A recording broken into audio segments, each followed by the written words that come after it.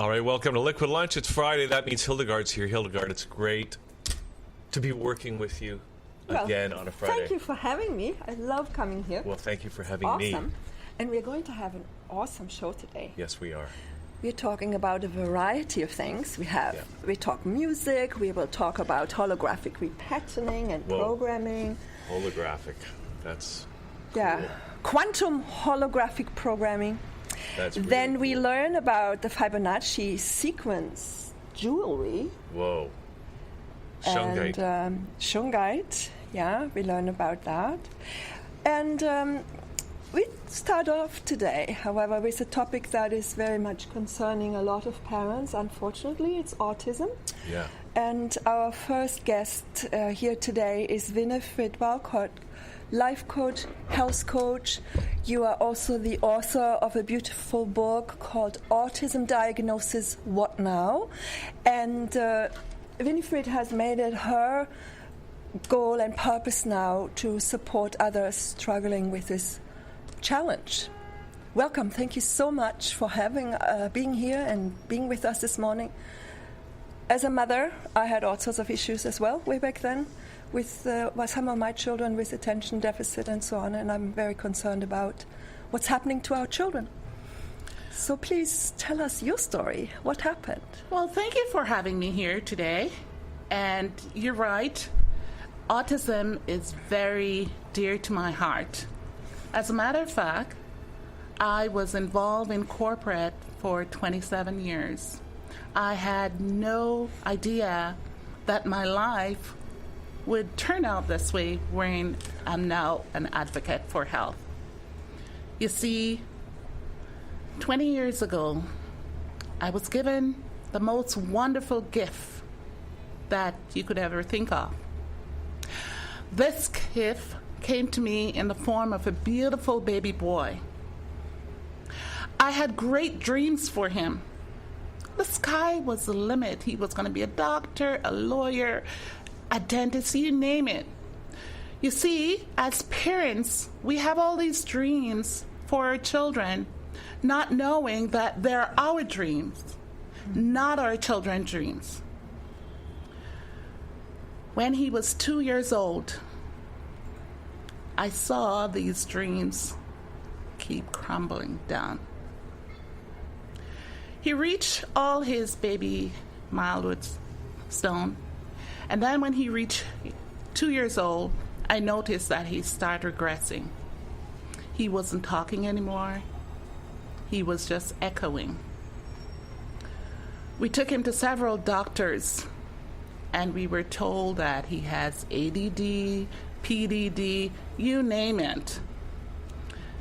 Every doctor that we go to, they told us that they know what the problem is and they could fix it.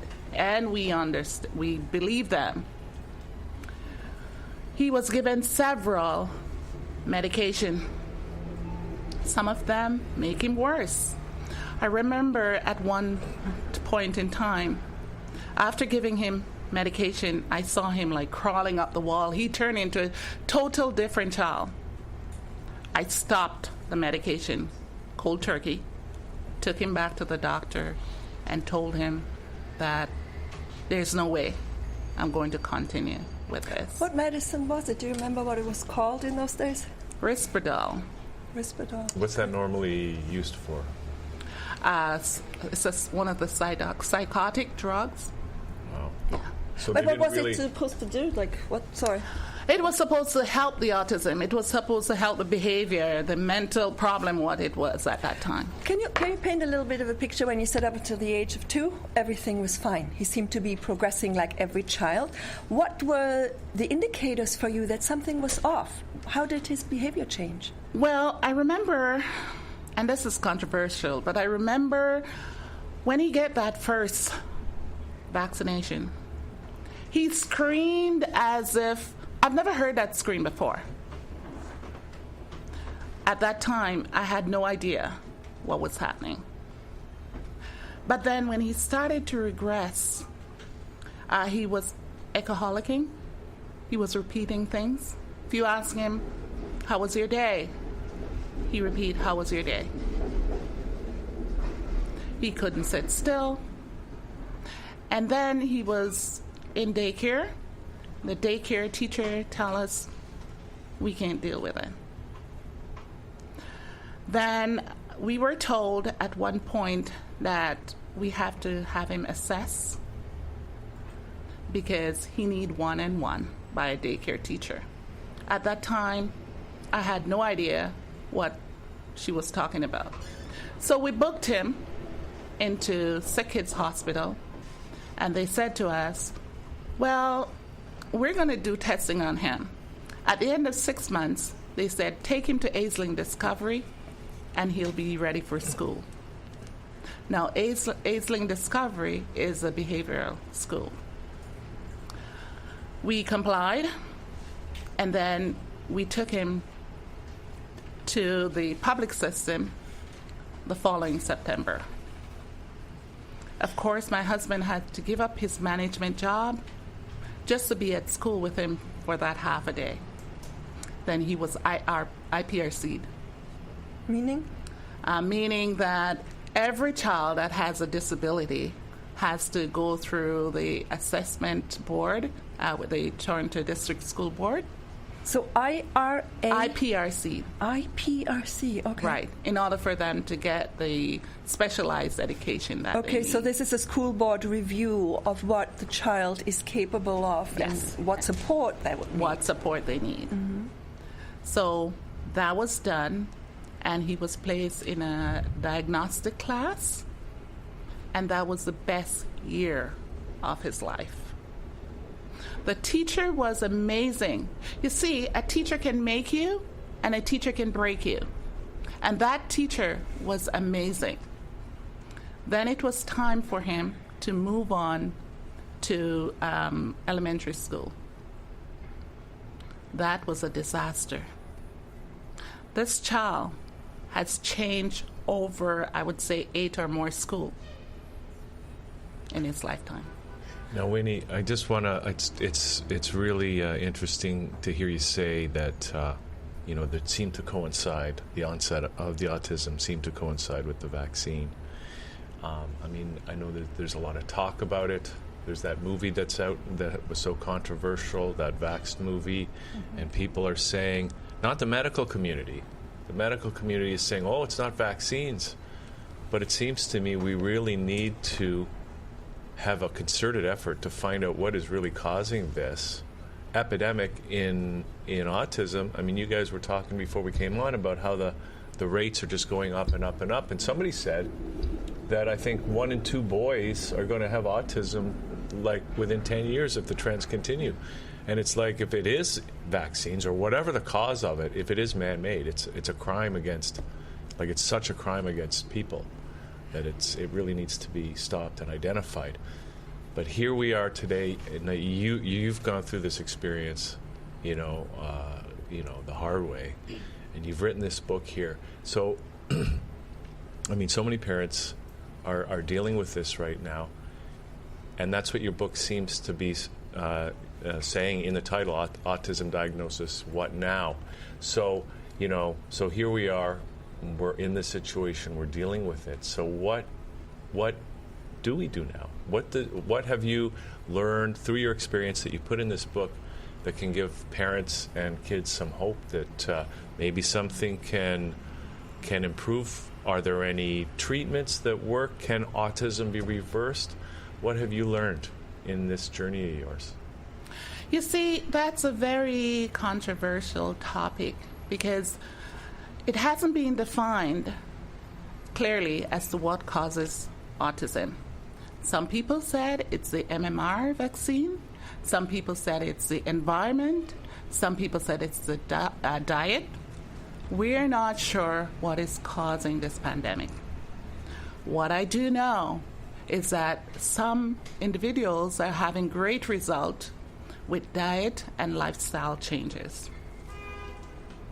For me, when my child was diagnosed several years ago, my very first words were, what now? What does this mean for my family and myself?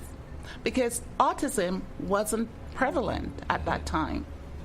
When he was diagnosed, it was 1 in 150 children that were being diagnosed with autism. Today, it's 1 in 68.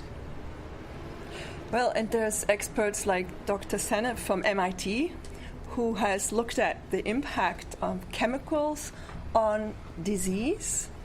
And in one of her PowerPoint presentations she gave, she was talking about it way back when, in the 70s, it was like 1 in 10,000 children. So there may be a correlation between the chemicals in our environment and our food. But now you're dealing with a child. And I mean, I talked to you earlier about ADD, and I had the good fortune of meeting a woman who is now run the Vaccine Choice Canada organization at her best. After 30 years, I ran into her at the Whole Life Expo way back then.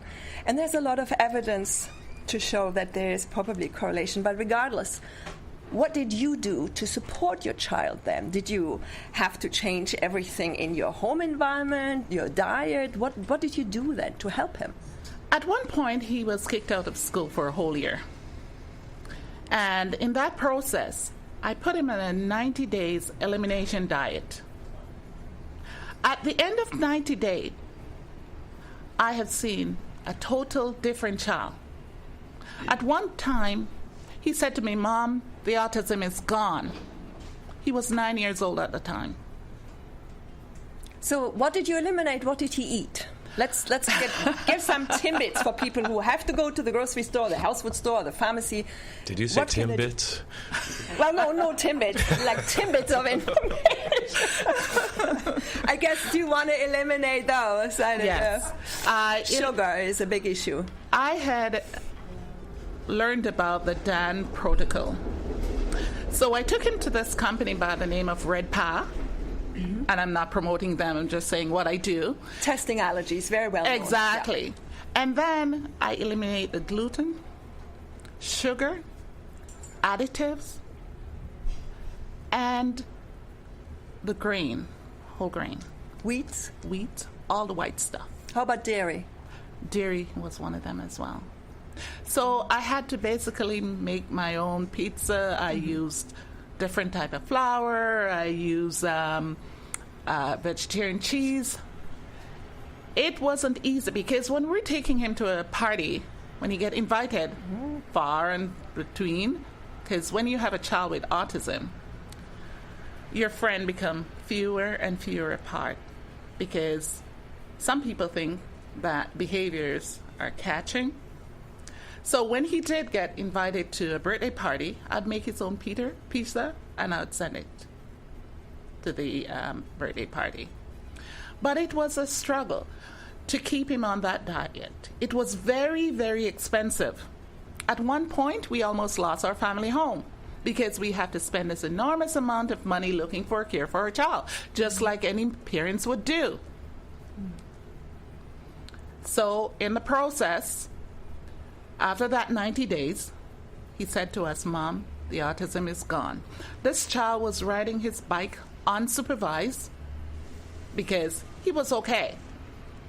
He would go to the store because we were training him to be efficient. After he was suspended from school for that 1 year, we found a private school and we enrolled him. The first parents-teachers meeting we had, the teacher said to us, "Mrs. Walcott, your child is the best behaved child in the class." What? He is out of school for a whole year and you're telling me my child is the best behaved child in the class? Well, he stayed at that school for 3 years and then it was time for him to move on to high school. There was the trouble. We tried to get him in another private high school, but at that time, the teacher said to us that he failed, and he failed miserable. Now, this teacher wasn't discreet. They told us the result before him, and that was the downfall for him. So his self-esteem dropped. Went down. Yeah. So we ended up letting him repeat that class with the private school that he was in for another year. And everything went down. He started craving all the food that we eliminate from his diet, the candies, the chips, and we watch our child health goes to the ground.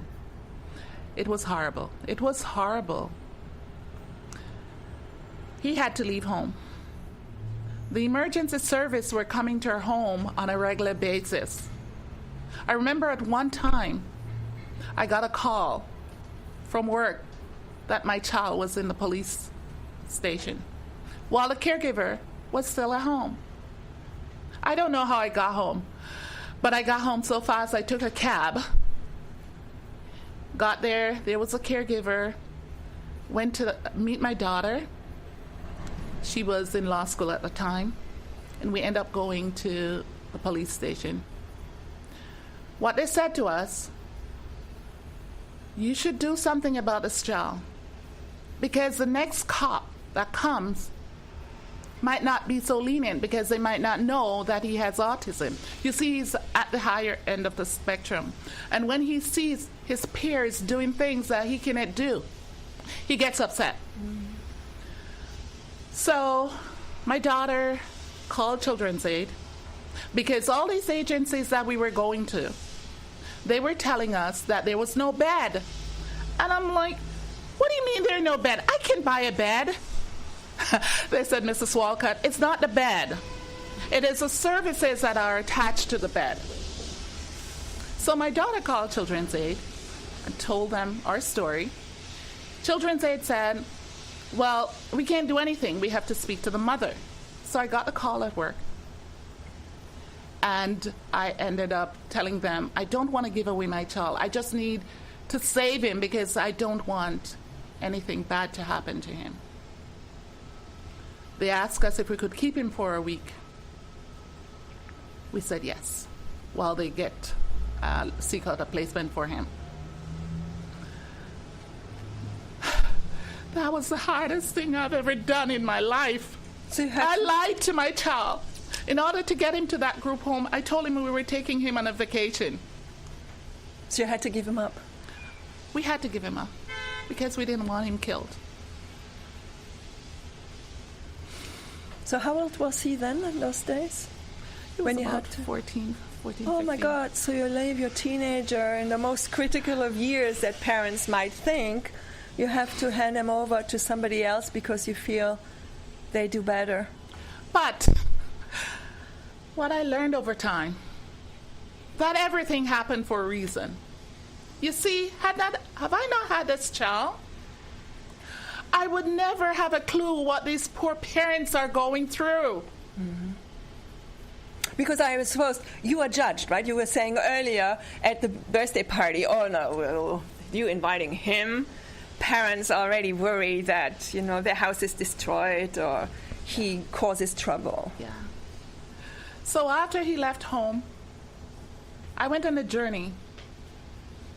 I realized how sick I was. I was on 3 medications for high blood pressure, Norvasc, Altace, and a water pill. I went back to school, nutrition school that is. I learned that I could change my genes. I learned that I didn't have to stay on medication for the rest of my life. I learned that the reason why I have a child that has autism is because there's work out there for me to do. I realize that parents are suffering. I realize that all this knowledge that I gain, I can pass it on to them. Would I change my life? No, because this is a part of my journey. Mm-hmm. And if you haven't gone through it, how can you help others? How could you tell someone, don't worry, it's a special gift. Educate yourself.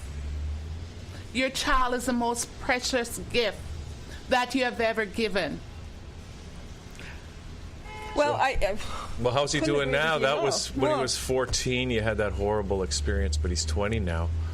How's he doing? You see, he's still not home. Because after he left home, I was able to educate myself on autism and how I can help others.